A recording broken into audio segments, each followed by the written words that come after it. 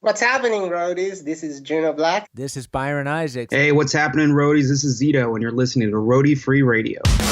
What's up, roadies? My name is Larry Milburn, and this is Roadie Free Radio, your VIP pass to meet and greet the stars behind the scenes of the music and film business. All right. What is happening, roadies? Welcome to episode number 123. My guest today is Zito. I'm not going to say his first name. I'm not going to say it right here, but you know him. And if you don't, you're going to enjoy this episode a lot. This guy's got his shit together. Production manager, Mr. Zito, is on the show. Listen, if you're tuning in for the first time, I want to thank you for coming by. I got hit up this week by a few new members of the group, a few new members of the circle, the inner behind the scenes circle here. And they wanted to express the fact that they've just found the show and they're excited to be listening. I'm talking to you, 81 Guitar Works in Kent, England, by the way. You, sir. Thanks for reaching out, man. Your stickers are in the mail. Guys, what's going on? How have you been? How's your week? I missed you. Crazy shit. We got a lot going on. We got a lot to cover this week. So let's get to it because this episode with Zito is awesome. And we have a lot of things to talk about. So first up, I want to send a heartfelt set of condolences and love to the Tedeschi Trucks band family and crew for the passing of Kofi Burbridge this past weekend, Friday night. Kofi, of course, keyboardist and flautist for the Tedeschi Trucks band and the brother of Oteil Burbridge, bassist extraordinaire. Great guy, key member of the family and a prominent figure on this scene, and taken way too soon, way too soon. So much love to all of you out there. Wrapping my arms around you. Also, this past week, February 15th, saw the passing, I guess the anniversary, I think we're 38 years ago. My cousin Michael Bloomfield, one of the reason, I guess, probably, let's just call it the reason I got into music and playing guitar. Michael Bloomfield, pioneering blues guitarist. If you've been listening to the show since the start, you know where it starts for me. Anyway, February 15th marks the day that he died 38 years ago.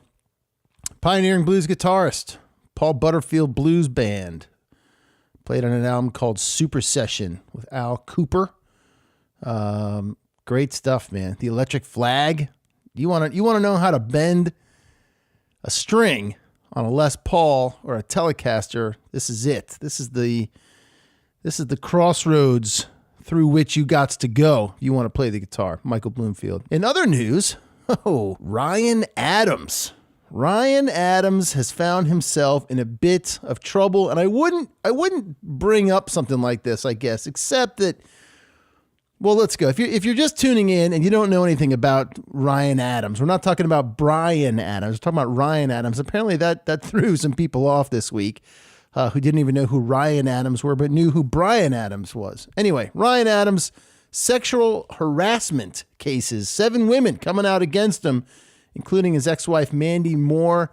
They've accused him of emotional and verbal abuse that in some cases was also tied to sexual overtures. And I wouldn't bring it up, except I've had several crew members on the show who, off the record, shared with me their stories of working with Ryan, and wow, all I can say, man, karma is a bitch, just like they say. So we'll see how the music industry weathers this storm, but Ryan, in a swift 12 hours, was dropped by Benson, his guitar amp company, Walrus Audio, JHS pedals, and Fender guitars, and he's been dropped by his label, and the albums he had coming out will not be coming out when they were supposed to. So we'll see how this shakes down.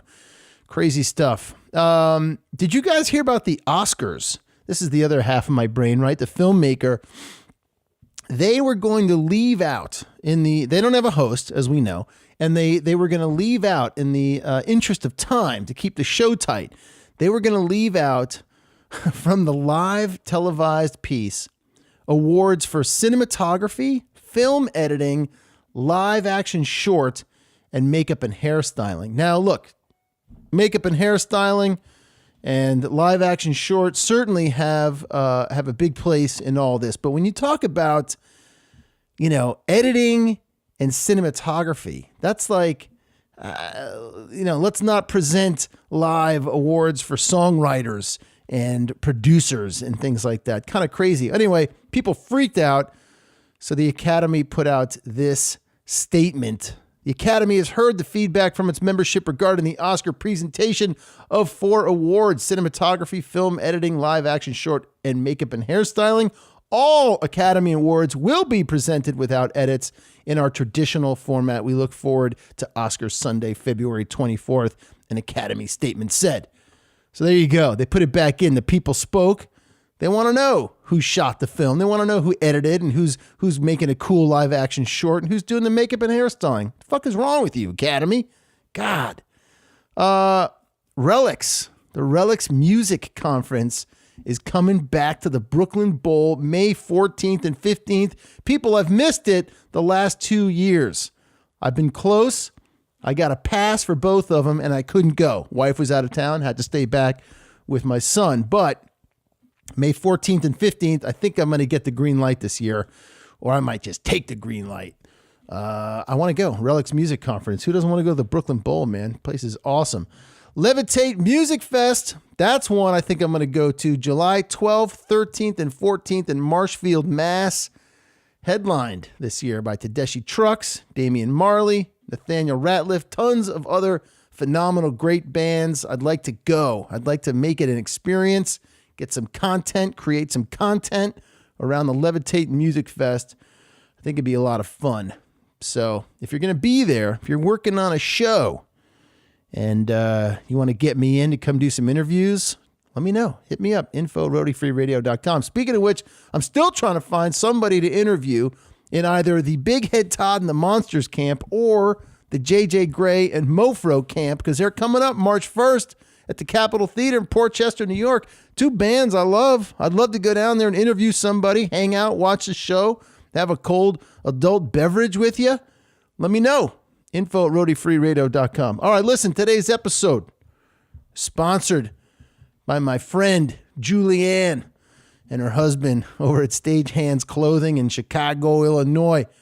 I just talked to Julianne this week. Very sweet woman. This is an awesome, awesome company. If you guys need stuff, okay, they've created the one-stop shop for backstage professionals who are always working hard behind the scenes and count on high-quality, durable workwear. Durable workwear, people. They carry everything from men's and women's apparel and plenty of super cool tactical roadie gear to keep you ready for the next task. Use the code ROADIE. Talking about roadie now. ROADIE. Get yourself 20% off your entire order. That's 20% off, man. You can rack up, just fill that card up, okay, with sweatshirts and pants and shirts and, a pickaxe, whatever you need, a Leatherman. You know what? Now they also carry gig gear stuff, so you can get your gig gloves through them as well. Use that code ROADIE. Get yourself 20% off your entire order. Now, look, today's guest, his first name is Jason. Don't call him Jason. I made that mistake as we got the interview going. I got bitch slapped. His name is Zito. Listen, guy's awesome. He is awesome. He's currently getting ready to head out with Ariana Grande. We caught up from a hotel room in LA. Did a Skype call. He's 2017's Tourlink Top Dog Production Manager of the Year. You know why? He's got his shit together. Guy keeps it tight, runs a tight ship. If I wanted to learn from production manager, I think old Zito here would be the guy I might start with. Chris Adamson, though, whoo, I don't know, guys. Here's you know why I'm all fired up today. I'm trying a new drink by a company called Pop and Bottle. I'm having a cold brew coffee, an almond latte, and it's tasty. I just had 2 sips and I'm flying right now. Anyway, Zito, great dude, been in the business for over almost 20 years now. All right, keeps it tight, keeps it together. Not only does he have an incredible list of artists he's worked with, New Kids on the Block, Ariana Grande, Plain White Tees, Good Charlotte, Skylar Grey, J.D. Souther. Guy's been around, man. He's done a ton of television, live TV stuff, knows his business. He's also the man behind 2 apps that you should check out in the App Store. Napkin app to help you work on your stage plots. That was his first one that he did. By the way, we do dive deep into these 2 apps in the episode. So listen, you gotta listen all the way through to get all the pertinent information. So Napkin app was the first one he did, help you write up your stage plots. As well, most recently, he's launched Event Runner Pro to help you track down your runners when you go out on the road and you go to these venues and you need, find out where your guy is, your gal is. You send him off for an errand and it takes him 9 days to get back with a coffee. It's like, where the fuck are you? Well, you can pull them up on the Event Runner Pro app and find out what they're doing. God, this drink really fired me up. Listen, we are also sponsored today by ShowPro Beard Co. Now check this out.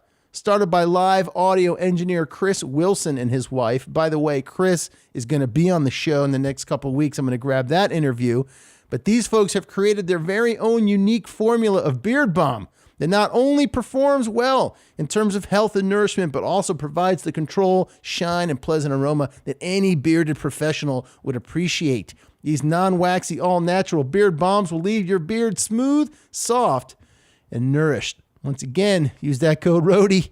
Get yourself 20% off your order. All right, friends, that's it for me this week. Let's get to the episode with Mr. Zito. I hope you are well. You guys be cool, be safe out there. And I don't know. That's it. I'm going to drink my drink and blast off here. Here we go with Mr. Zito. Hit it. Call yourself a roadie. Call yourself a roadie. Call yourself a roadie. What is the last name Zito? Are we Italian? What do we got? Italian, yep, all the way through. 3rd generation. My grandparents came over from Sicily back in the 20s. So. Wow. Yep. You've been over. Well, of course you've been over there. You've been over to 70 countries. It says on this thing here. Yep, almost 80 now. Yep, rounding it up. Wow, man, good. All right, so you're sitting in a hotel. Yep. In Los Angeles. Yep. Doing rehearsals for Ariana's upcoming tour. That is correct. Yep. And how long are rehearsals going to run? We do band rehearsals for a month. So there's 4 weeks of band rehearsals, and then we do 3 weeks of full production rehearsals. Wow. Before we load into the first venue, and then we have a few days there, and off we go. It's a long run. We're out until mid-July. Wow. And it's 54 dates. The U.S. portion is 54 dates. I left home January 30th, 29th, and I get home like July 16th. Oh, man. And home now is Nashville. Yep, 15 years, yep. Wow. Why did you choose Nashville? Well, when I moved there 15 years ago, I was spending a lot of time there for work. As tours were going in and out of there, I was seeing a lot of business from there. I knew I didn't want to be in Chicago, be based out of Chicago, and so and a lot of my community was there. It was important for me to be connected with other people that I toured with, and there's Nashville's really unique in the community aspect of the touring industry. There's a lot of groups and meetings and just get-togethers for people that work. There's an organization called Touring Career Workshop my buddy Chris Lyle runs. And it's just outreach for roadies. They do mixers, opportunities, to meet other people. They do an annual thing once a year called Touring Career Workshop, where they do classes and seminars for roadies, things that nobody talks about, how to keep your mental health on the road, how to stay in shape, how to save, all you need to know about health insurance. What do I need to know about liability insurance? Should I be a contractor? Should I be an employee? All those sorts of things that we just have to fumble our way through. They address a lot of that stuff. So it's a really cool organization, and so I love being a part of the community that's in Nashville. Is Touring Career Workshop? Is it like the industry's best kept secret, or is it pretty well known and attended? Because I was just literally talking to Chip Auchincloss. I don't know if you know him. A few weeks ago when we interviewed, and then we stopped the interview, whatever, and we were chatting, and he's like, man, there's really no resource for all the sort of practical day-to-day stuff. Not the shit you're going to learn in school. Yeah. Right. But like getting out there and should I be a contractor? Should I, insurance? How do I invoice? Blah, blah, blah. Totally. Yeah, no, that's a lot of the stuff they address. And some of the roadies don't talk about a lot. We talk about the gig side of it, and we're all about the, that part of it. You can find tons of resources, but when it comes to conducting yourself as a business, your exit strategy, I mean, a lot of us get into this, don't know what we're going to do when we get out of it. Yeah. Those things just aren't communicated. And that was something Chris that really wanted to address. So, he'd be a great guy to talk to as well. I really love what he's done. And it only exists in Nashville, that sort of community thing. And I love the road. I love the roadie community. The whole family thing term gets overused a little bit, but it's really genuine in a lot of ways, in Nashville. That's one of the reasons that I've continued to stay there. Now, and you've seen it grow, obviously. I mean, now, especially in the last, 10 years, like you got there and it was still kind of quiet-ish. Yeah, totally. For what it was at the time, and now it's blown up. Is it annoying, all the traffic? It's like a mini LA, right? Well, I mean, I'm gone 300 days a year, so I kind of tolerate when I get home. Well, what's really funny is that when I first moved there and when I was first doing business there 15 to 20 years ago, there was only a half a dozen restaurants, decent restaurants and coffee shops. So it didn't matter the day of the week, lunch, dinner, I could go and I would know somebody. I'd be at the airport, I would know somebody. So now I go back to these places I've been going to for 20 years, where you used to be able to just walk in, you'd know somebody there, you get a seat, and now you walk in, they're like, oh, sir, it's a 40-minute wait. I'm like, what the fuck? It's a 40-minute wait, And the other thing that's weird I'm Zito, motherfucker. Don't you know? The other thing that's weird is that I have ingrained in my head from moving to town the time it would take me to get to different places. If I wanted to go south of town, that was 30 minutes, and this place was 15, and this was 10. And now I'll get in, I'm like, oh, I need to leave myself 15 minutes. And it takes 40. I'm like, I really have to remind myself that's not Nashville anymore. It's just not the way it is. And that part pisses me off. But, quality of living is great. There's no state income tax. A lot of great things going for it. So, I'll roll there for a while longer. Yeah. It's funny you say that about the time to drive places. I used to live out in L.A. I was out there for 15 years. I moved out in 94 right after the Northridge quake. Right. And for a good 12 years or something, you could go by that rule. It's probably, 20 minutes to get across town, maybe 30, something like that. And then when I go back now, I'm shocked because I do the same thing. I'm like, oh, it's going to take me 30 minutes to get out to the west side. No, that's all gone. Beverly Boulevard, I used to live like Beverly and La Brea. That was pretty open. You could always count on that. Yeah. And now all times a day, it's just a parking lot. I find. I had an appointment. I had an appointment down. I'm staying up in Burbank, and I had an appointment down Pico, just west of the 405. Oh, God. And so I had stuck in my head it's going to take me 45 minutes, maybe 50 to get there. So I gave myself an hour, fucking 90 minutes. I'm driving in the car. My eyes are watering. I got to piss like a racehorse. I'm staring at this bottle in the cup holder. I'm like, do I dare? I'm already so late. Do I stop and use the bathroom, or do I go for the bottle? And well, that story is for another time on how it ended. Part 2. Yeah. Are you from Chicago originally? Yeah. Yep. West suburbs. Yep. So that's where your grandfather from Sicily emigrated to. Yeah, you want to know? It's funny. My father's name is Vincent. My grandfather's name is Vito Zito. Like, honest to God, Vito Zito. My great grandfather was Vic, and his father was Vincenza. So I escaped that. We don't need to say my first name, but it's not Vince, Vito, Vic, or any of the above. My grandfather was an Italian chef. He used to cook, wanted me to get in that side of the business, and that's what I thought I would be doing before I kind of stumbled into this. And so Chef Vito Zito, that was his thing. Did he have a restaurant, his own place? No, he was a corporate chef, and he would do things like, when you buy, I use this example, a Cool Whip, right? Buy a thing of Cool Whip, and you open it up, and there's a recipe like, use Cool Whip brand Cool. He did that sort of thing, and so he was hired by Procter and Gamble to do their corporate recipes that they would attach to products that they would put out. When you bought this butter, they had a recipe to whatever. So that was what he did after he graduated the CIA. This is your grandfather. Yeah. Yep.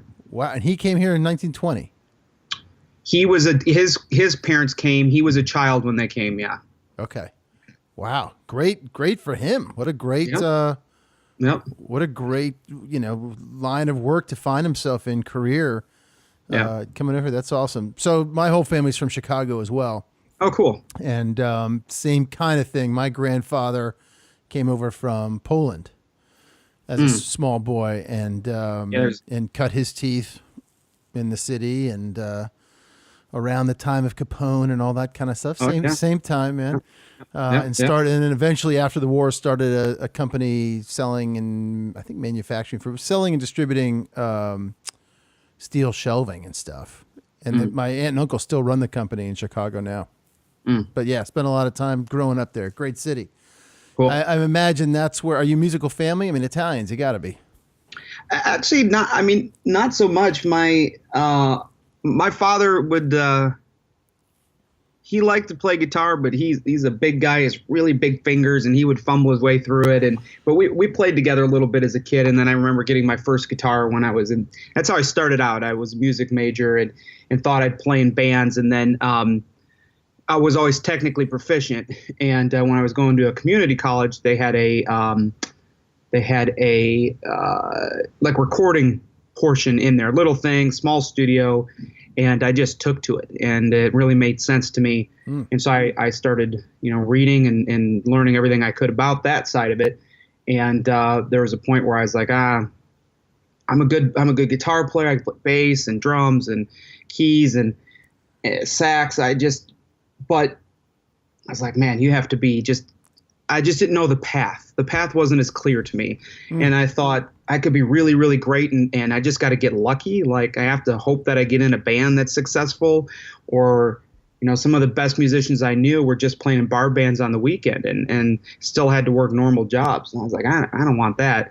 And so when I stumbled into this over 20 years ago, this was my actually 20th year in the business. I had no idea I didn't know the positions that existed necessarily. I didn't know where it would take me, but I just knew that I wanted to be a part of that. So that was kind of the pivot for me of moving from music into production. So this currently is your 20th year in the business. Yep, 20th. Yep, started in 1999 was my first gigs as an engineer, as a sound engineer, before I was playing in bands. Yeah. How's that feel to say that? Do you find yourself right now like, fuck, man? Yeah. Well, I remember touring. This was 12 years ago with my buddy and mentor Jimmy Pettinato, and I remember being somewhere in Europe. And Jimmy, I love Jimmy. He's one of the funniest guys ever. And every city we were in, he knew where to go eat. And so I was like, Jimmy, how? He's like, he would always say, Zito, you want to eat good, you stick with the fat kid. And so every day I'd be like, Jimmy, where are you going? He's like, oh, we're going here today. I'm in. So we'd always go out to eat. I'm like, how do you know? And he said to me, and I remember this moment vividly. He goes, Zito, I've been touring over here for 20 years. He's like, got this old hat for me. And I remember, man, 20 years. I can't imagine. And then all of a sudden you'd blink and it's 20 years. There it is. And last year, I believe it was, right? Yep. Recognized by your peers. Yeah. Tourlink's top dog of the year, production manager of the year. There's hundreds and hundreds of bands flying around the country, flying around the world. There's hundreds and hundreds of guys and gals who do what you do. How does it feel to be recognized for what you do? And obviously you're recognized on a yearly, daily, monthly basis just by the caliber of artists that you go out with. Sure. Who choose to have you at the helm. But by your peers to be chosen, to be recognized. How's that feel, man? Well, it was definitely a surreal moment. I've never that's obviously not why you get into this. So to have people recognize that was huge. But it was the culmination of a lot of hard work. I've been super focused for a really long time. Anybody that's worked with me, tours with me, has known me, knows I grind. And, I was juggling 4 artists last year, gone over 300 days. I was going from one gig to another. I'd leave this gig, right eye into another one, juggling this thing, jumping on that thing, taking this artist, all over the world. It's just the insanity. And I've been doing that for years, and because I got to hustle. And so I've seen a path for me and where I want to go. I made a pivot from being a sound engineer and a production manager into saying, what, I want to focus. I'm a really good sound engineer. I'm a really good production manager, but I want to be focused on one. And it was interesting when I pivoted and I said, I'm not mixing anymore. It was hard for me to choose. I lamented and it was turmoil. But when I did that and focused on it, it was instantaneous that the work increased for me. I had more opportunities. I had more calls. The money was better. And I was doing one job that I was already doing before, and I thought, wow, this is crazy. Just by focusing on this, I've been able to, make this be. And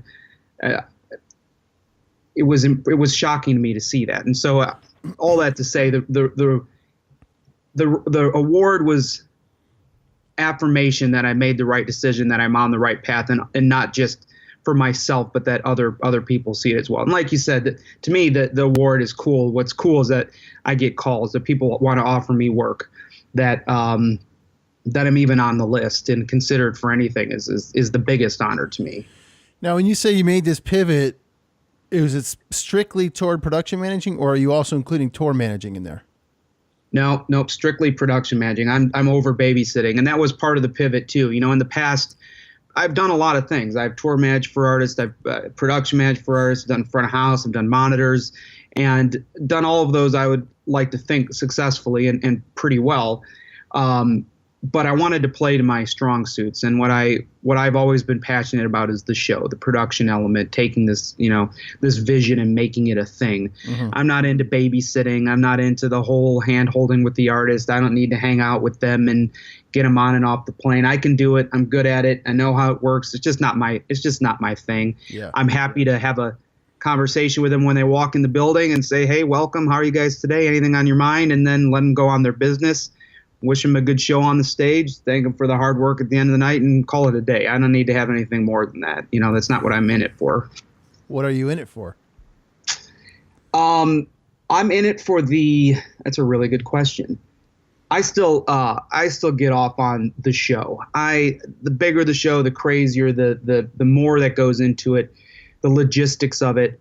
That's what I'm in it for. And I love building a community of roadies that can pull off that stuff. That sense of accomplishment when you've busted your ass and made something happen, and most people don't understand the logistics of, we bust our ass, man. It's the bigger the tour, the longer the days, we're getting in and we're chalking at 5 o'clock in the morning. And I've always said, as a production manager, I'm in when the guys are in. So if they're chalking at 5, I'm in at 5. If we're closing the doors in the truck at 2, I'm there till 2. Mm-hmm. I'm not going to not be available for my crew. I might not be out there, pulling a tape and marking the floor, but I'm still there. Because I've got their back, and I want that to be reciprocal. The guys that work for me, I want them to know that I'm a part of the team as well, and that I'm there for them. And then I expect the same from them. And so it's the community, the sense of accomplishment of putting on the show that I really, really enjoy. If we can stay with a little bit of this for just a second. So you were mixing front of house, you're doing sound engineering, and you were tour managing and production managing, stuff like that. Yeah. Aside from the obvious sort of technical, practical, things of mixing and dealing with mixing and being a sound engineer, when you let that go, what were some of the other things, when you say you need to focus, that you wanted to put into focus? Other skills and whatnot? Well, I think for me, it was the constant feeling of not being overwhelmed. I like the feeling of being overwhelmed. It was I want to crush anything that I do. And so I wanted to make sure that I could put 100% into it. And when I was mixing and doing and production managing, there was just always this list for both things that I could never fully get through. As the production manager, I'd be in the office all day and get to the point where I'd go out and tip my desk and do my line check, tune the PA, and then that'd be it. And I'd have to go back and do my other gig. I never felt like I had a sense of I was caught up, and I didn't like that. And nothing changed that. Right now for me, I work all day, but then the show happens to get the artists on stage, and I've got 90 minutes or 2 hours of quiet time in the office where there's no chaos and people aren't running up to me with problems or this or that. And it's a moment where I can really collect myself and go through my checklist. And I'm really big on grids and spreadsheets, calendars. So I'm always looking ahead. And that's a good opportunity for me to have a moment of being quiet, just to look through everything at a glance and make sure there's nothing coming up that I'm missing. Because I'm thinking 3 months, 6 months, 9 months down the road. And that can only happen when you're not distracted by things constantly around you. So I think that's been the biggest thing for me, just to be able to focus like that. So when you think about the requirements specifically to be a production manager, what makes a top-notch production manager? Who's as in demand as you are? Honestly, the keys to my, I don't want to say success, but the keys to my success is putting the best possible team in place. I don't think I have a special sauce. I'm very detail-oriented. I'm very organized. I embrace technology. Those are things that are important to me, but it's also important to me. And I actually had a conversation with a tour manager friend of mine yesterday about that, about some different production managers in the industry, some that have gone really far and some that haven't, and what the difference is. And for me, I want the absolute best people I can hire in any position. And I'm not threatened by bringing somebody in. I'm 20 years in the business. I'm not threatened to bring in somebody that's been there 30 or 40 and done more. If I haven't done something, I want to bring somebody on the team that has done it. There's no shame. A lot of guys get really insecure. I've already got the gig. It's my gig. I just need to execute it, right? And for me to execute the plan, I need to have the best people in place all the time. And so I look for the best stage manager I can find, and the best rigger, and the best crew chiefs, and the best carps. I want the absolute best people for the job. And that's what has worked for me. That's what's going to keep working for me. And that's what's going to keep me employed for a long time. I'm just not threatened by, I want the team to be a part of the success. I'm not threatened when the stage manager comes into me and says, this isn't the way to do it. This is the way we should do it. Okay, let's talk it out. What are your thoughts? Okay, cool. If you have a better idea or better execution, let's absolutely do that. I've got no ego, really. It's about what's going to be best for the gig. And it's something I've really focused on for a long time. When you made the transition or were thinking about the transition and you were in this and you saw, like, I've got some juice to make this production management part of this work. And as you do it now and you've been in for a long time, and you were coming up, you obviously met a lot of production managers along the way. You know a bunch. Who are the ones before you that, man, women, whatever, who you're like, man, if I could do it like that, or God, that motherfucker really nailed it. If I could reach that in a good day, I'd be happy. Well, it's interesting because it's two questions, because I'll mention the positive ones and then I won't mention the other ones, because I've learned as much about how I want to operate from production managers that I look up to and respect, sure, as well as ones I don't. And there have been enough that I've seen, been a part of, and worked with that I've learned I don't want to operate like them. And that's molded me as much as the ones that I want to operate like. Obviously, everybody looks up to Jake. Jake's one of the pioneers of the industry. Came up with a way of touring these monster shows that nobody would have thought about 20 years ago. You can't help but have respect for that sort of thing. And obviously Opie came up in the Jake camp and the same sort of thing. I'm sorry, Jake's last name? Jake Berry. Yeah. Jake Berry. Yeah. And one of my mentors and friends, Jimmy Pettinato, is a guy that I've always really respected. He's super, I like his vibe as a production manager in the atmosphere that he the atmosphere that he creates. And actually, I sort of copped an idea from him. He used to do this kind of daily little newsletter thing he would hand out to the crew. And I sort of revamped that, in my typical fashion of trying to embrace technology. I do a daily newsletter to the crew on tour. It's called Crew News, and everybody that's toured with me gets to know it, and it becomes one of the highlights of everybody's day. I use a program called MailChimp, and I send out this daily email. Here's what's going on today. Here's things you should be aware of. Here's the venue tomorrow. 5 docks. We've got a 50-foot push. These are the power services. This is here's some things to watch out for. Remember, there's only a upstage center vom here, so you need to be careful, getting stuff in and out. Here's our execution plan.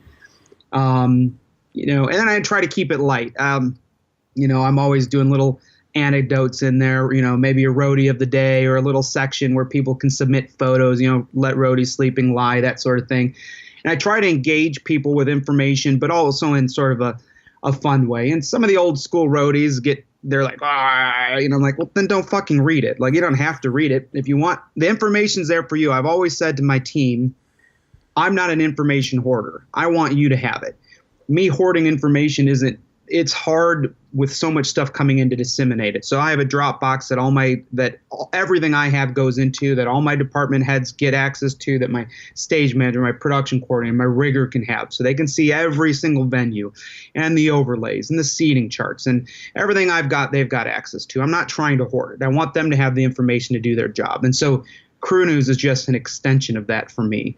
I think it's really important. I've been a part of organizations that don't communicate well and don't disseminate information. So that's something I've really made a conscious effort to try not to do with Crew News, with the use of Master Tour, those sorts of things. I want to be able to use a technology that's available to me to really make sure my crew knows what's going on as best I can. And we're going to get to technology because you've Yes, got a sir. couple of things you've done, you're working on, and Yep. and I'm sure, because it sounds like you are as focused as well on this. Your end game, the ultimate Yep. game, is I'm sure in play. So take me through a day in your life, because between doing all that, being up, being there at 5, going to bed at 2, all that kind of stuff, doing this newsletter, running the show, how are you finding time for your whole thing, man? Are you just a super efficient time guy? I try to be efficient. Sometimes it feels more like juggling, but I try to keep a lot of structure, and I try to do a lot of things the same way. And when I find something that works for me, I just try to execute it the same way every time. So that helps me keep systems in place that don't let me, screw up. The other change that's been, as a sidebar, but it's important to mention, is that there was a point a few years ago I made, and I did this all while I was on tour, but I was really struggling with my health. I was way overweight, and I was like, there was a moment where I was having issues with my knees, and we did Red Rocks. And if anybody's ever done Red Rocks, it's tons and tons of ramps and, stairs and whatever.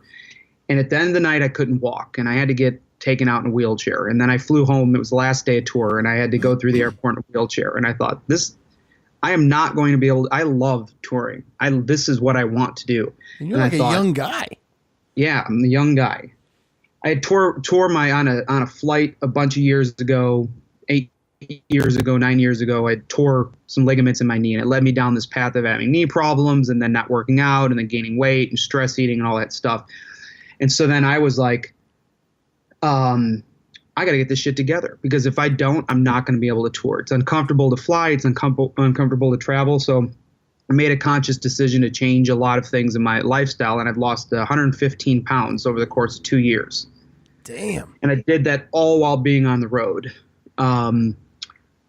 That was 2016 was one of the hardest years for me, and that was part of the same time I was pivoting. I was like, I need to get all this in line. This is all part of the plan, and if I can't do it, if I can't execute it, then it's going to end here for me. And it'd be a shame to come this far and be this close and then fuck it up because because I like donuts. You know what I mean? Yes, So I do. I still like donuts, by the way. But that hasn't changed. But I mean, even here, so I've made it.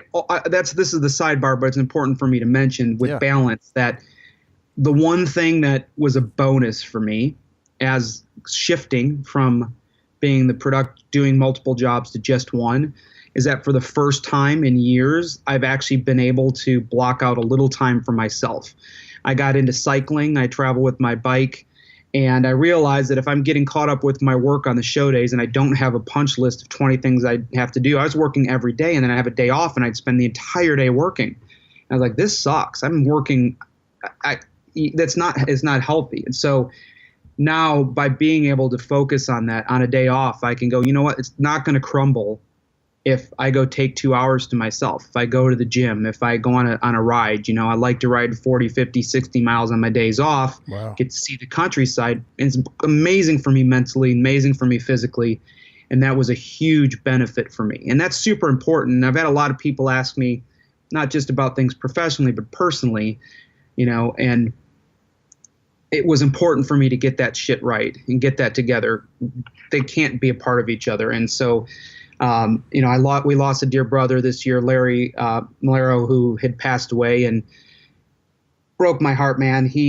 Funny guy. Everybody knows him as, you know, this goofy, big personality. He's a big guy. And 2 weeks before he passed away, he reached out to me. He's like, man, you've been an inspiration to me.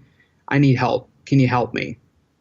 I said, dude, of course, whatever you need, I'll talk you through it. I don't have any secret sauce, you know. I move more, eat less, drink a lot of water, and get rid of the bad shit we all know kills us. Like, there's no secret thing to it. You just got to want to do it and make steps. And 2 weeks later, has a heart attack in his sleep, you know. Jesus. So,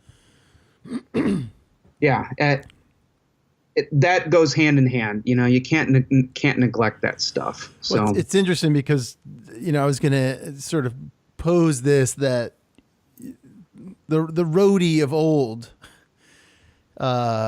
you know, led a different lifestyle than a lot of the folks I talk to today.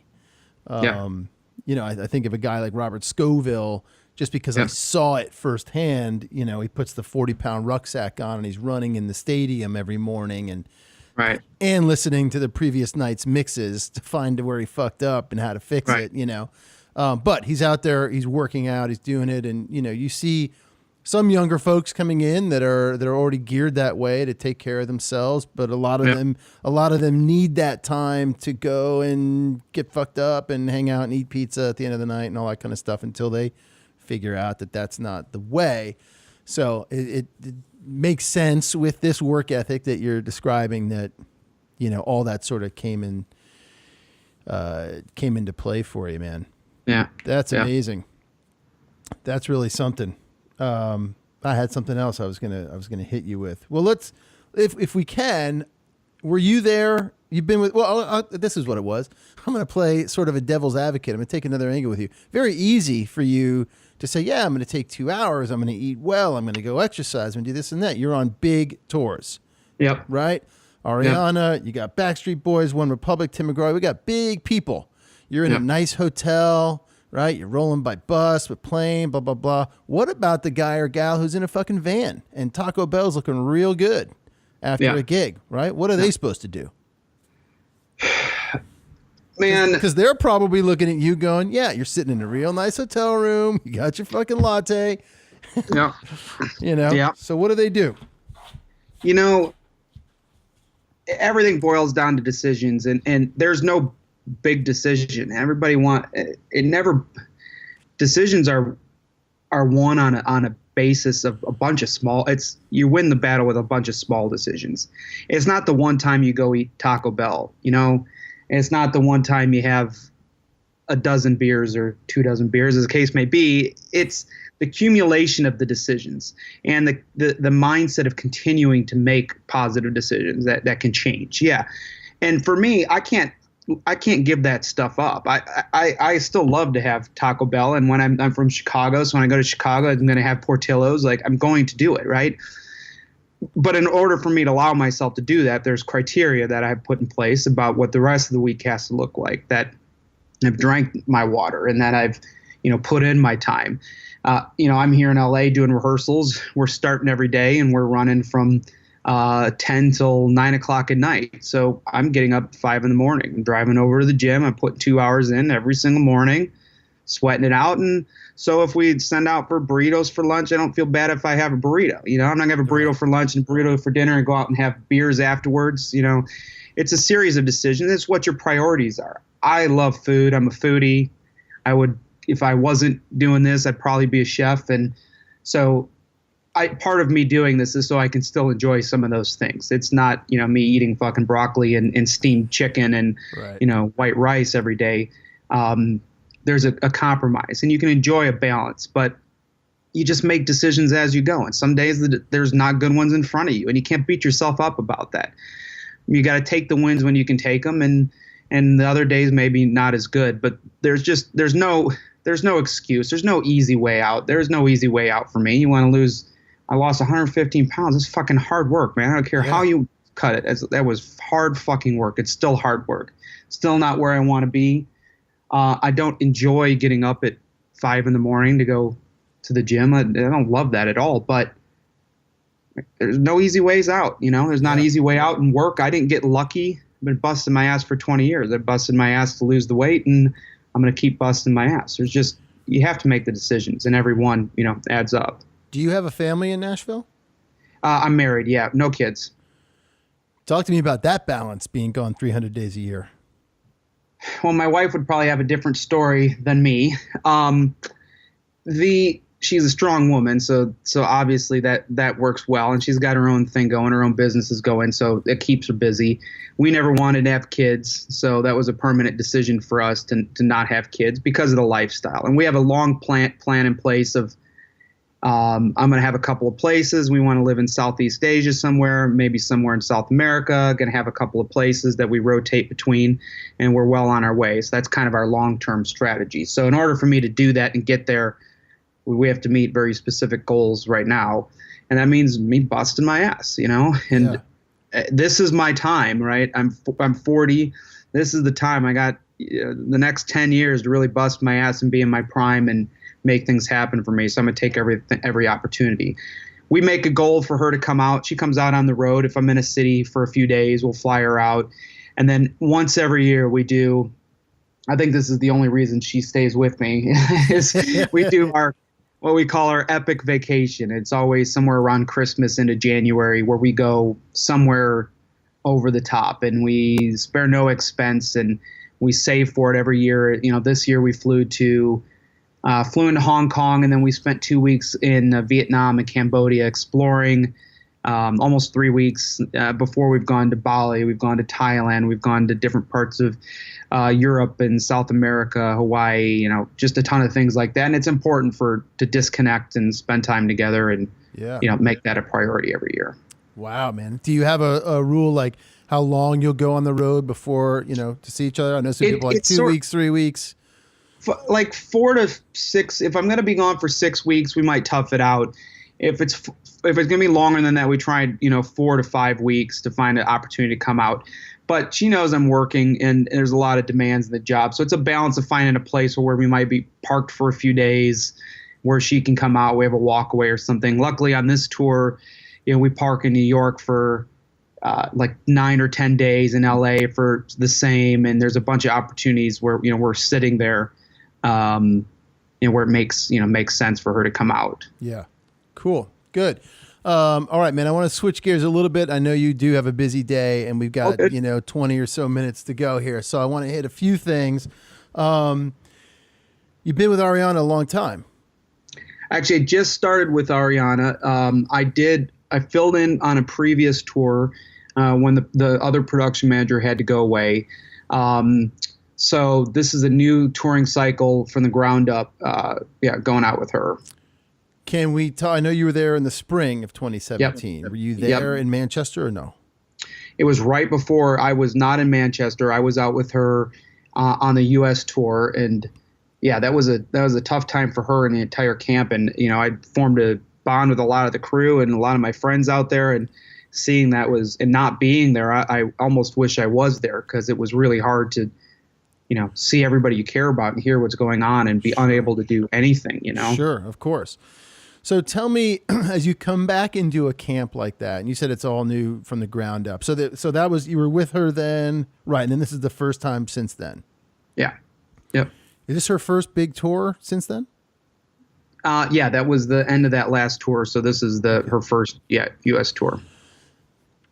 How does that stuff, and how does we talked about safety and touring career workshop and whatnot, and I can just tell by the way you're wired. Tell me about event safety for you, and it coming into any crew, and any organization. But, also in light of this, and with this particular organization, if you approach it a little differently, I don't want to say kid gloves or anything, but, just how you think about it, how you're conscious about it. Well, safety and safety protocols is something, it's twofold, but safety on the floor is something that, I'm always a really big advocate of. We work, all of my tours, we require everybody to wear helmets, while riggers are in the air. That's super important. I've had friends that have been injured with stuff falling, and, you always get a little pushback from the old school guys that, I don't want to wear it, whatever. And that's fine. And you don't have to be a part of the crew, but I don't want to make a call to somebody's wife because you were, had too much ego to wear a helmet. And people, it's like, it's ridiculous to me. Actually, these riggers that are the local riggers, there's no knock on it, but these guys are hardworking, man. And there was a moment 2-3 years ago, I had a friend, he got hit with something, hit his collarbone, and he was severely injured. But in his head, he would have been dead. He wasn't wearing a brain bucket. And so I had a moment a few years ago where I realized we had these riggers. We were playing California. We were doing a shed tour, One Republic, and we had 3 shows in 3 days. And it was like Concord, Mountain View, and Wheatland, right? And each of those venues are about 130, 140 miles apart from each other. And we're doing the typical thing. We're in at 7 and we're closing the doors at, 1:30. We had the same riggers for all 3 shows. So those guys are finishing up at 1:30 in the morning and having to either drive home, or some of them were just driving to the next gig and sleeping in their car for 3 hours. Wow. And going back up in the air. Well, those guys are getting their hustle. They're busting their ass, There's not a lot of qualified riggers around, and that's just what they got to do. But they're tired, man, and you're tired. So shit can happen. Guys can make mistakes. They're still having to manually tie and untie things and undo shackles. There's a moment where that shackle is separated, and they got to take the pin out. These guys have been 3 days, 4 days in a row up in the air. It's hot, whatever. They're tired, sweating. It's just mistakes can happen. So there's no reason not to protect yourself from the things that you can protect yourself from. So, on that side of things, that's always been something I'm really, really big on. That's a really basic thing that you can do to take care of you guys. And one of the things that we've kind of pinpointed as being like a real priority. As far as the event safety, there's a lot of great conversations taking place just about awareness, being aware of your surroundings, your other team, things like doing CPR and first aid training so that you can assist, and just conversations that we never had before. If something happens, where do you go? What do you do? What do you look for? Those sorts of things. On a lot of tours now are carrying not only extra security. The whole Beyonce tour carried a whole EOD team. The Taylor tour carried all their own dogs on the entire tour, plus local dogs, and doing sweeps. That's the direction everybody's heading now, to have just an extra level of security. And with that too, security is an active process. Okay. A lot of roadies, and I've seen it happen, and I get on my guys about this all the time, and it's easy to get annoyed when you're walking and somebody asks to see your pass, right? But that's their fucking job, right? I always thank them for asking to see my credentials. We want those local. We're only as good as the weakest link, and you have somebody that's sitting at the door that's not paying attention, not looking at credentials. So don't give somebody shit because you walk in the door and they ask to see your pass, and looking, they don't fucking know who you are, right? So show them your pass and thank them for doing their job. Like, they're part of the process. And so I really get frustrated with roadies that get frustrated for locals for doing their job. So you want to encourage them. And when I'm not the security director, I'm the production manager, but I'll walk around before when we're opening doors and security guys there with me and we're doing our deployment and everything. And I'll walk up to the security guys and say, hey, thanks for being here. Hey, this is the spot. We got a bunch of guys coming through. Make sure that, you're keeping an eye for this. You don't have to be the production manager or the security director to do that, and you can be anybody on the crew and keeping your eyes out for stuff and potential threats and things that we should just be aware of. It's a community active process. You can't just put the process on somebody else, Yep. Where was the moment? I know you were a musician and you were playing and you kind of realized, it's not going to happen for you in that realm. So was there a gig? Was there a time, an event when you were doing this side of it when you're like, all right, I fucking made it? No, I never feel like I've made it. And, I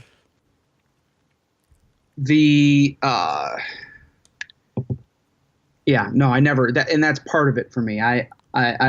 And people are like, you need to relax. Like, I was like, no, man, I got to get my hustle on. Like, I know that it's never going to come crumbling down, but I kind of act like it is that, Sure. And if I don't do it, somebody else will do it. I've worked so hard to get here. I'm not going to lay off the gas right now. Yeah. And I see where I want to go. So, I'll keep moving forward. Can you share where you want to go? I mean, you kind of did with the, personal life in terms of having a couple of different houses and places to go. What's the other half of it? That's a big deal for me. Professionally, I mean, I have some very significant, financial goals, things I want to work towards, the amount of money that I want to put away to where I can, pull the chute and disappear into Thailand and have a big house with, and do whatever we're going to do on the beach there. That's definitely a driving factor for me. As far as professionally, I'm doing exactly what I want to do. I'm exactly where I want to be. I just want to keep building a team. I've been doing this a couple of years. I always respected the guys that could do gigs like with Jake Berry. Jake Berry may be doing a tour. I mean, but not necessarily out on the tour, he gets it going and he's jumping in and out and the thing runs and it runs like clockwork. And Opie does the same thing. He was jumping between Guns and I think Sabbath. And it's like, those are two of the biggest tours out there. That's sure. That's impressive to me. But that also shows you it's guys that are willing to put, you can only do that because they have amazing teams in place that can run it. Yeah. And I want a system in place where my team can operate and knows how they need to operate. And if I've got to jump off and go do a site survey or leave to go to the next gig for something or whatever it is, that the wheels aren't going to come falling off, Yeah. So I want to build a community and a team like that too. And last year I was acting as production director for One Republic and not necessarily at all their shows. I was doing that. And I was doing Tim and Faith. I was doing Josh Groban. NERD, jumping in on all these other things. And, it was a heck of a grind, but, keeping it all running at the same time, I wasn't necessarily there every single time. And that's only a credit to me because I put the best possible people in place that I could, Yeah. Do you miss mixing? Just That's on a a purely visceral level. I do get asked that. And I'm a good engineer. I'm a really, really good engineer. And I could have easily been, there's a long road of why I decided to do production instead of engineering, but I could have been as big of an engineer as I want to be as a production manager. But I only miss it when I hear things that I know when I could do a better job, or there's just something that bugs the hell out of me. I'm super particular about a couple of things. And when I go hear shows or when I'm on a tour and the engineer's there and they're just missing one thing, and I'm like, I just want to go up and be like, hey, K, That's the only time I miss it. Yeah. So I I do a walk during the show, make sure everything's off and running, and then I tend to not go back out to the front of the house. When you're on that same sort of idea, when you're not out on the road and grinding in your home in Nashville, I mean, you're fucking Nashville, dude. There's music every two steps out your door. Yep. Are you just like, I don't want to fucking know from it? If we go to a restaurant, they're like, oh, we have a live band on Tuesdays. All right, I'll see you Wednesday then. I mean, I still love music, but I need to have the quiet. And I only go to see shows if it's a production that I want to see, or if I have friends on it. The only actual show I went and attended last year was the Taylor Swift tour. I knew a lot of people on it, and I'm blown away by the production. It was the best technical production I've ever seen of any show. Mind blowing. Wow. And Arthur Kemish is the production manager on that, who I took over for when he left Tim and Faith to go do Soul to Soul, and took all his team with him. So it was cool to see that. Yeah. Nice, man. All right, let's switch gears. Let's get into the mind of the app developer. Yes, sir. All right, so go ahead. Go ahead. No, you go. All of this one thing about me is that I try to be a solution-oriented guy. And I tell my people, don't come to me with problems, come to me with solutions. If you're going to come to me with a problem, tell me how we're going to fix it, right? We can brainstorm, but so in the vein of hiring the best people, for a long time I had a production coordinator, who's one of my best friends and business partners, named Saters. He now works as a developer for Master Tour. When he left me unceremoniously, stopped touring with me, to go stay at home and be a software developer. Something about being home more, making more money, less stress. I don't know, whatever. Yeah, saving his knees. Yeah, exactly. So I've always seen technology as a way of making our lives easier, and embracing it. So I've just kind of been a grab the bull by the horns kind of guy. And years ago, my first foray into this was I was always frustrated. I was working for an artist, and we were always doing these TV shows and promo shows or whatever. Well, I was working with Backstreet, and we had a million different configurations that we would do depending on what it was. And then I would do the guy's solo stuff, and AJ would go do this thing, and it would be a quartet, and then we do this thing when it was a rock band, and then this thing he'd add background singers. And I'm doing all these TV shows, and all these little random club things, and every time it was different. And I was getting really frustrated because I had no way to do stage plots, and I didn't want to spend hours doing stage plots. It was ridiculous to me. And I'm not a CAD guy, so if I'm doing something for a tour, I'll rough something out and I'll send it to my guy that's doing the drawings, and he can put it into place. So I thought, there's got to be a fucking way. I can't believe there's not an app that does this, and doing napkin sketches. So that's exactly what I did. I hired a developer, and we came up with Napkin Sketch, and it was just a way for me. I did it for myself. I mean, I thought maybe if the industry likes it, I can service some people. I like servicing the industry, but I just wanted to have a tool that I could draw stage plots and shoot it off easily. And so that's kind of how it came to be. So it wasn't like you're grinding your ass off touring. You're like, I got to find the golden parachute here. I got to come up. Maybe I'll get into this text-based thing and I can do this. It was purely out of necessity. 100%. All of my things have been. And so we, so I developed it, put it out there, and people don't there's so much. I spent so much of my own money on that, and it took me a long time, to even get to a break-even point on it, and to get to be profitable. And when did you launch that? 2010 maybe. Oh wow. Yeah. And then I've got a couple other things that we're working on. I've got two other ideas that I won't share them, but are very exactly that, specific to the industry. Okay. So fast forward to touring with Saters, and Saters is a web developer, software developer. And we started coming up with all these little things on the road that we thought could just make our life easier. It wasn't about let's do this and make a ton of money. So one of the things, I'll give you an example. We were really frustrated with packages. constantly people telling us, oh, I got a package coming. Have you seen this coming? We've got merch shipments coming. Hey, keep your eyes out for this. And never knowing what we were supposed to expect, what was coming in. And so we decided to make an app, a web-based application, and everybody on the tour, all they had to do was forward the tracking info, and then it just put it in a spreadsheet for us on a calendar, so we knew every single day, every package we were supposed to get, if it was delivered, who signed for it, if it's supposed to come tomorrow. So there's no guesswork. Every day we walked in and we knew that we had, we had 20 packages coming or 5 packages coming or something got delayed, and it was just out of necessity. It wasn't like, and so that was one example. Another one that we developed, and this is going to play into the next one, but we were tired of dealing with bus stock stuff, right? You know, the old antiquated, like write your name on a list and then somebody's got to go either get the list or there's a whiteboard, they got to copy it down.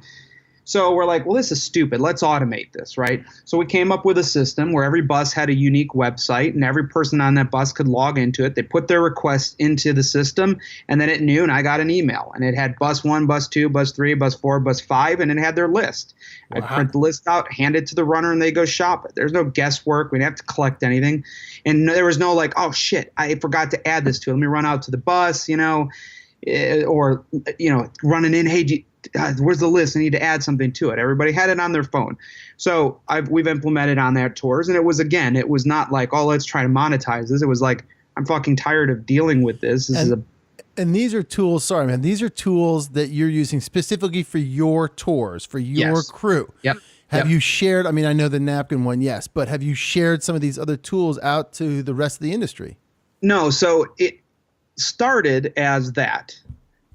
And so we were like, we've done it just for ourselves. And then we came up with I was lamenting, and Saters and I were talking about runners. And again, how inefficient it is to manage our runners. That how ridiculous is it that you have to text them throughout the day? Hey, where are you at? When are you going to be back? Or you've got the guitar players at a coffee shop and he's hitting you up. Hey man, where's the runner? When are they going to be here? And then you're calling the runner and you're like, this is ridiculous. And so I was like, can I just stop you for 1 second? Yeah. So this is a really naive question. I don't know if you listen to the show, but I cop to this all the time. I am not a roadie, and I've never really been a roadie aside from carrying my own shit, maybe live for someone else. Sure. Here and there, but nothing crazy, okay? Sure. But as I now have grown into this show and coming out to meet you guys and stuff like that, so when you go to these big venues, you land wherever the fuck you go to Chicago, and you come to a big venue, there's 3 or 4, whatever it is. In my world, in film world, they'd be a PA. Yeah. Right? Yep. And yep. They're just there to like run out and get shit for you. I need you to go to Guitar Absolutely. Center, blah, blah, blah, blah, Yep. blah. Yep. I'll see you in 2 hours. Here's your fucking list. Okay, got it. Great. Exactly. Okay. So it becomes a thing where managing them is a job. Sure. Knowing where they are, trying to be efficient of it. And I don't know the city, right? So if I don't know when somebody comes in with an emergency request for a Guitar Center order that they got to have now, where it is relationship to anything else or what anybody's doing. And if I've got 3, 4, 5 runners, who's the closest, who's doing what. So you can end up being super inefficient with your runners, sending them back and forth and all the way up here. And they come almost all the way back and you're sending them back out. It's not efficient, and it's frustrating for them and it's frustrating for us. So we came up with an application called Event Runner Pro. And basically, it was a tool for us to manage our runners. It was a web interface. When we did the first iteration, first thing that was important to us, we just wanted to know where they were. This isn't like, for us, it wasn't Big Brother, like micromanaging them. It's like, I want to know where somebody's at. If they're coming back, if they're close, then I'm going to wait till they come back before I deploy them again. But if I see that they're out, next to Home Depot, and I've got a Starbucks order. Oh, there's one in the same parking lot. And I have to call all 5 of them to find out where each of them are at, what they're doing. So we were like, okay, we've got something here. We can be more efficient with this, and we can eliminate those stupid phone calls. Where are you? What are you doing? When are you going to be back? So we developed the application. The first versions were literally we Saters was making these little project boxes with GPS cards in them, running off of cellular networks, and they'd plug them into their thing. And then the next version, we actually found a company that made trackers, GPS trackers, for like backpackers and stuff like that. And we would give them those. And then eventually it went into an application for iOS and Android, and where the runners have an app on their phone, and then you as the admin log into a website where you're managing them now. So each runner logs in, each PA logs in, and they show up on your screen. You see their name and you see where they're at. And then they show up on a map, and the map is automatically generating with Master Tour what your address is, what the venue is, where the hotels are.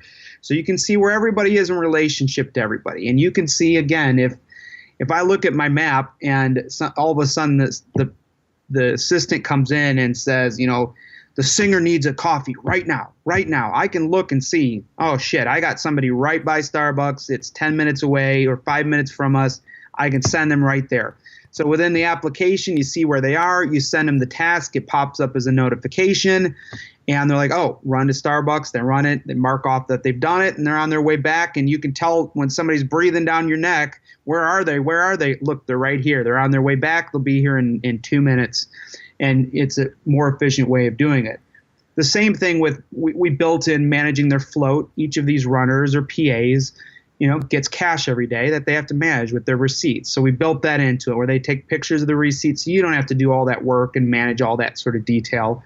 And scheduling, sending a runner, you're going to be my late driver pickup at 1 o'clock in the morning. So they schedule it in there. They know at 1 o'clock they're blocked off, and there's an alarm, a reminder, hey, they got to go pick up the drivers at 1 o'clock. And so just trying to be more efficient with their time, respectful of their time, and efficient with ours in the use and deployment. And with one runner, maybe it's not as important, but you start getting into tours with 5, 6, 10 runners. It's a job, and it's a job to stay on top of. So in the hierarchy, like you're the production manager, is there someone below you that's like the production coordinator who's dealing with those people? So you're not getting bombarded. Okay. Because that's what it is in film world on set, right? Exactly. And when I saw this thing pop up in my Facebook feed, whenever it was a few months ago, and I reached out and I was like, dude, you got to come on the show and talk to me. I think this is fucking brilliant. It is so fucking brilliant. I mean, I can't imagine you haven't gotten great feedback about it. I mean, I was a PA. That's how I started in the film world. And yeah, it was really fucking annoying to always get the calls. Where are you? Especially in LA, right? You're like, dude, it's taking me fucking forever to get across town or get from Burbank to the West Side to get your fucking beta tapes or whatever I'm getting. Relax, I'm coming. I can only drive so fast. Totally. So for them, for the runners, the PAs, it's a great, sort of like, look, I'm doing my job. I'm doing what you told me to do. Exactly. I'm not fucking off, which, look, everybody fucks off. That's what it is, right? But so it's great for that. And it's great for you. Have you seen a big interest from the film industry? Well, that's our next. We don't have a lot of connections in that industry, so that's one of the areas that we actually started out called Show Tools, and that was the original company, and that's still like our master company. And Event Runner is a product of that, because we have some of these other things, like I mentioned, that we want to incorporate into these, tools for touring. We pivoted to being Event Runner Pro because we wanted to go into film and sports. And we didn't want it to be so specific to touring. It's not a market that we've explored a lot just because of lack of connections. We've been working through testing and what we know to get it to where we are, to a place where we're really happy with it. And we want to pivot into that, really be able to expand in that for the exact same reason. We see a lot of correlation for it, Would you keep it the same name and just try to market it? Event Runner Pro? Yeah, exactly. I think we'd keep Event Runner Pro as it is and market it towards the film industry. That would be our ultimate goal. Because there's three main things you mentioned, sort of location, money, and timing with tasks or being scheduled tasks. That's like exactly what it is, man. Yep. Brilliant. With the only, there's some education to it. We have a greater vision, and we have a greater vision of, we want to not only have the production side on board, but we want to have the runners on side. And we've gotten a little bit of pushback, with some folks that are worried about that. We've built in some privacy features and being able to, you're only logged in for a certain amount of time, and then after you log out of the app, it doesn't track. There's no GPS tracking.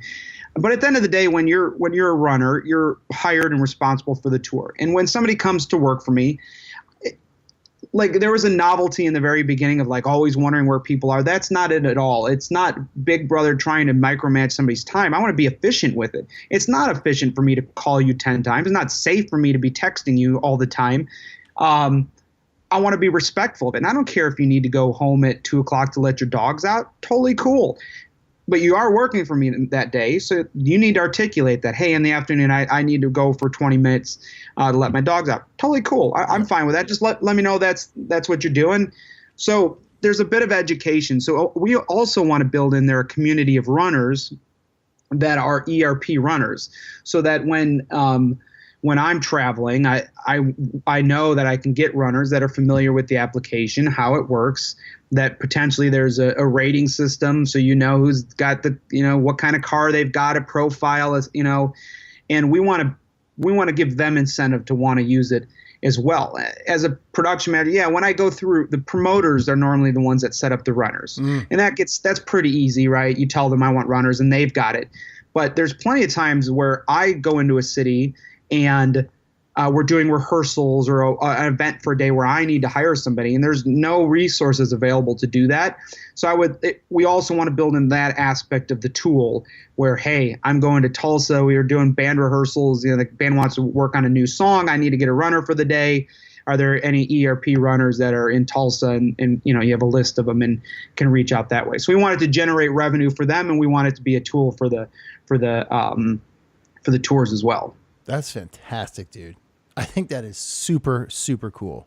That's kind of that is our long-term vision of it, and over the next 12 months where we want to go. Yeah. Do you see, as you 10 years, 12 years go by here, do you see yourself stepping into more of a role of someone, or are you going to step away from the business totally, or do you want to get more into these things, where you're helping support the industry, but you're not? No, I think it'll be important for me to always be a user of the stuff that I do. So I don't see myself getting off the road. And when I do, there'll be somebody else that'll take over this. But I think the two are going to go hand in hand. I can't be separated from the end product, or I won't ever truly understand it. So it's not part of my exit plan. It is part of my maybe safety net. It takes off some of the pressure of the time between tours or whatever, of knowing you've got a little ancillary income off of that. But it's never been, man, I can't wait till Show Tools blows up and I don't have to tour anymore. I love touring. That seems like a horrible scenario for me. With ERP, was that another case where you put all your own money into it? Or did you? Yeah. Oh, yeah. I've bankrolled everything. Everything I've ever done, I've bankrolled. There's never been any investments on anything. And even the partnership here, with me and the other developers was a true partnership, where I'm funding the money and they're funding the development side of it and trying to move the vision forward. And it's a labor of love. I got a lot invested. I had a lot invested. I mean, it was funny because when I did the app, the only way that I could make it financially viable is everybody's used to paying $1 for an app, right? They wanted to pay 99 cents or $1.99. Anything after that, you couldn't get any money out of it. But it cost me $30,000 to develop the app, and I funded out of my money. We do the math on how many you're only seeing 70% of it after Apple takes their portion. Right. So do the math on how many you have to fucking sell just to break even. And so I had added some expansion packs, and I worked on different pricing models so that I could find a way just to recoup, Yeah. And it took a long time to kind of figure out the secret sauce of what I had to sell it for, where I could actually have the potential to, I didn't get rich off of it. I made a little bit of money off of it. We're talking about ERP at this point? No, with Napkin Sketch. Yeah. Yeah. And ERP, we've always been cash flow positive because we do all of our development in house. And so I funded all of a lot of the advertising stuff and all the corporation stuff. And there are operating expenses we have with servers and that sort of technology stuff. But because internally we do the development with ERP, we're able to kind of keep some of those expenses lower. So cool, man. Did you ever think that you would be someone who would be helping to innovate the industry? No, and I guess I've never even really thought about it that way. For me, it's just always been kind of a no-brainer, like sort of like, duh, why aren't we doing this? Like, nothing seems unattainable, you know, yeah. That's awesome, man. It's not about... It's part of the gig for you. Yeah, exactly that. It's funny because Saters and I joke. There are so many things that came into play where I'd say to him, dude, wouldn't it be cool if we could do this? This is back when I was mixing and production managing, and he was my right-hand man. And so I'd go out to mix, I'd say before the show, like, Saters, it would be really cool if we could do this. And he'd be like, no, that's just, it's way too, you know, there's so much that goes into it. Like, I'm just saying, I think I think it would be cool. Make our life a lot easier. So then I'd go out and mix the show. I'd come back 2 hours later. I'd walk in and he'd go, okay, this is just a prototype. This is what I'm thinking here. It's really rough. And he'd have some like basic framework of it done. And I'd be like, yes, no, that's cool. Let's focus on this. And that was how it always came out to be. Everything we did. And not all of them were winners, but you know, it worked for us, you know, and if it works for other people, then cool. Fantastic, man. I don't want to keep you, dude. I could. You're a fun guy to talk to, and I love what you're doing, and you know, thank you. That's all I of can course, say, man. Thank you for giving me your time on a day off. Yeah, absolutely. Well, no days off in this business, but I'd love to do it again. If you know, if we have more than 4 people that are interested in what I have to say, let's follow this up, and we'll do part 2. Sounds good, man. All right. Great talking to you. Thanks, dude. Mr. Zito, thank you so much for being on the show, buddy. Good luck with Miss Ariana Grande's shows coming up. Guys, stay tuned. Next week, episode 124, I got Mother Hips bassist Brian Rashap, also bass tech for Mr. Phil Lesh of the Grateful Dead fame. You can follow us during the week at Twitter, Facebook, Instagram, SoundCloud, iTunes, Google Podcast, YouTube, Spotify, all as Roadie Free Radio. Check out the website, roadiefreeradio.com. Send me a note. You know I want to hear from you. It's info@roadiefreeradio.com. And in the meantime, my friends, you all be safe out there.